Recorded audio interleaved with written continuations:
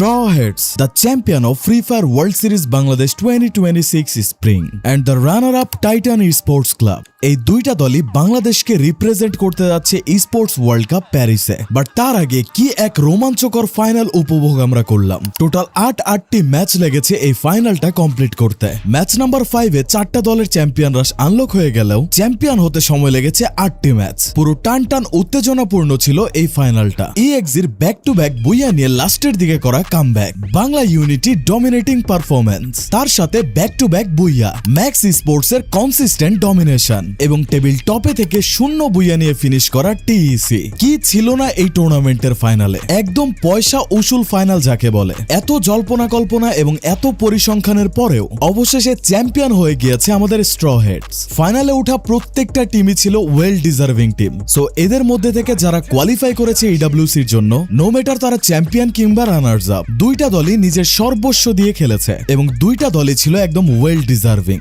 আর যেহেতু অলরেডি আমাদের বাংলাদেশের FFWS শেষ, এখন সময় ইন্টারন্যাশনাল লবিতে পারফর্ম করার। এখন আর স্ট্র হেড বা টিএসি না, দুইটা দলই টিম বাংলাদেশ। সামনে আমাদের একটাই লক্ষ্য, ফাইনালে অন্ততপক্ষে কোয়ালিফাই করতেই হবে। টিএসির কাছে অলরেডি একবার FFWS গ্লোবাল ফাইনাল এন্ড ইডব্লিউসি খেলার অভিজ্ঞতা রয়েছে এবং স্ট্র হেডসও অ্যাপেয়ার হওয়ার পর থেকে নিজেকে প্রমাণ করেই যাচ্ছে। তো অবশ্যই এইবার দুইটা দলই ভালো পারফর্ম করবে এই প্রত্যাশা আমরা রাখতেই পারি। তো এই শ্বাসরুদ্ধকর ফাইনাল তোমাদের কাছে কেমন লাগলো অবশ্যই কমেন্ট সেকশনে বলতে পারো এবং তোমার মতে এই দুইটা দল কি ওয়েল ডিজার্ভিং মতামত জানাতে পারো কমেন্টে। এবং ভিডিও যে প্ল্যাটফর্ম থেকে দেখছো করে দিতে পারো সাবস্ক্রাইব এবং ফলো।